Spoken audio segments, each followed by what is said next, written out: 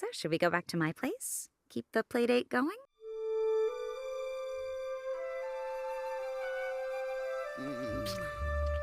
In today's episode, Peter is mistakenly taken as a single dad and decides to take advantage of the situation. He realizes that people around him believe he's taking care of the kids alone, which gives him unexpected benefits. Throughout the plot, Peter exploits these advantages in various ways, creating comic and unusual situations. While Meg was playing with dominoes, Peter comes in and says he needs the room. Meg gets frantic as she bumps into the dominoes. Peter, accompanied by his son Chris, sets up his video game in front of them, connects the wires to the TV, and says he's been waiting for this for 30 years, about to play the greatest game of all time. When he finally starts playing, it's Donkey Kong. Chris comments that the game sucks and he could recreate something similar at home. So, Peter accepts the idea and tries to turn their house into the game setting, creating a project inspired by the game. Stewie appears dressed as a woman, as put by Peter. Sorry I put you in a dress, Stewie. We needed a damsel. Hey, do I look upset? Then, Quagmire and Cleveland talk about how Peter's project is shaping up while having a beer. Peter starts throwing gallons of water down the ramp of his construction, imitating the Donkey Kong game. With each throw, he shouts barrel. Lois appears at the door complaining about the noise and is surprised by a gallon falling near her, which ends up breaking her foot. Peter, still excited, exclaims next level and goes upstairs with Stewie. At home, while brushing his teeth with a brush that is a barbecue cleaner, Peter hears from Lois that now he'll have to take care of the kids since she has her foot in a cast. Lois claims it's not such a difficult task and that Peter would be capable of handling it. However, Peter comments that all of his high school girlfriends would disagree with her at that moment because he wasn't good at taking care of things and mentions he even lost custody of their orchid. Please, you can't take my baby! How often did you water her? Every day! Every day? I thought water was good! Not that much! Now, with Meg and Chris present, Peter, while preparing breakfast, ends up breaking the frying pan and tells his kids it would be better for them to accompany him to the restaurant. He mentions he had already changed clothes for Stewie and Brian. After that, we find ourselves at Adam West High School. Peter had taken Meg and Chris there, each with their lunch.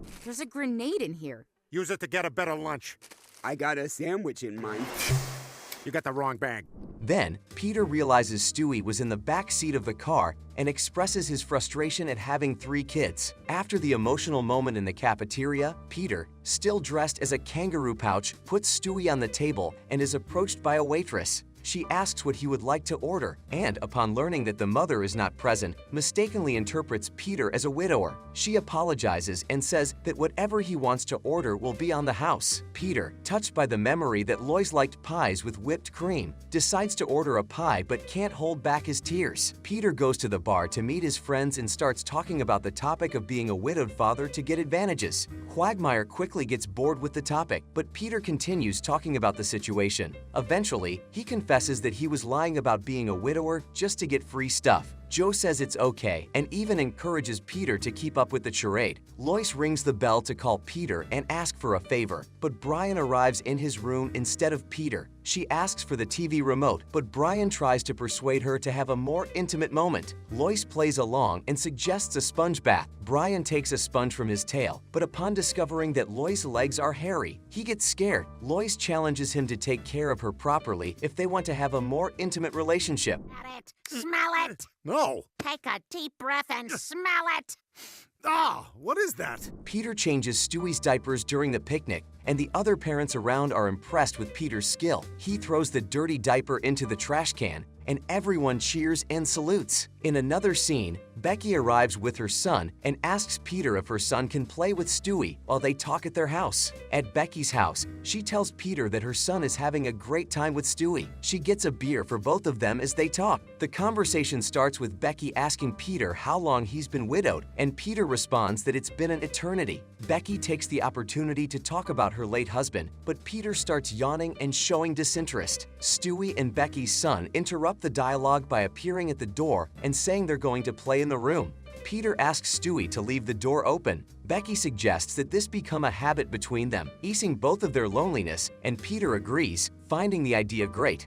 Lois asks Chris to kill a fly and points out that there's a fly swatter in the top drawer of the dresser. Chris checks and finds several sex toys in the drawers, both in the first and second ones. He uncomfortably asks his mother if this isn't a prank. Chris still hopes that in the last drawer, he'll find what he's looking for. But upon opening it, he realizes he was wrong again and starts crying. In front of the playground, there were several children playing there on the toys, including Becky's son and Peter. They were playing at building sandcastles. Meanwhile, Becky starts declaring her feelings for Peter, saying that what she was feeling was something rare and profound. Peter takes the opportunity to tell her that he loves how she cuts his sandwiches. Again, she calls him amazing, mentioning that he's amazing just like her late husband, making Peter yawn. However, Becky continues saying that they could go back to her house, where the real fun would begin. So, should we go back to my place? Keep the playdate going?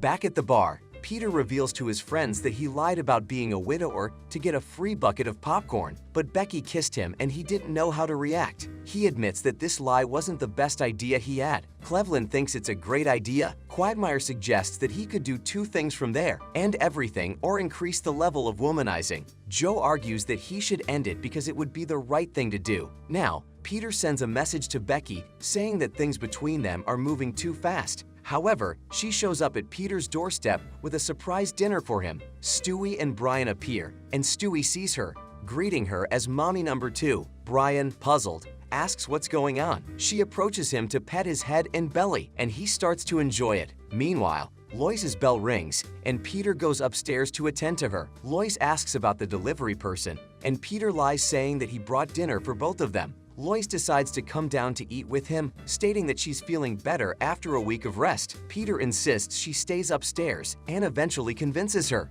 Next, everyone is gathered at the dinner table, except Lois. Meg alerts that Mom is asking for help upstairs using the bell. Peter tries to disguise Lois' cries for help and the bell sounds and exits to go upstairs and check on Lois. Upon arriving there, Lois asks for help to come downstairs. In his last attempt, Peter offers to use his marital tongue on her if she stays in the room for the rest of the night. Lois accepts the proposal, but asks him to get the cooler from the attic to ease her back pain.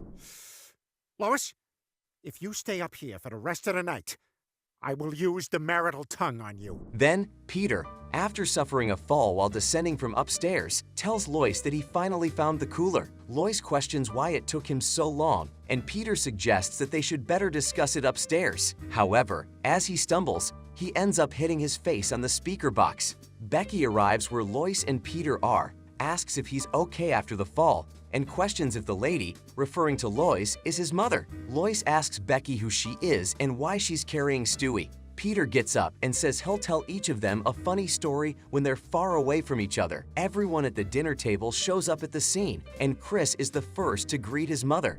And what kind of a mother leaves their husband with the kids for a week? It is a miracle they're alive. Excuse me? I'll tell you what kind of mother.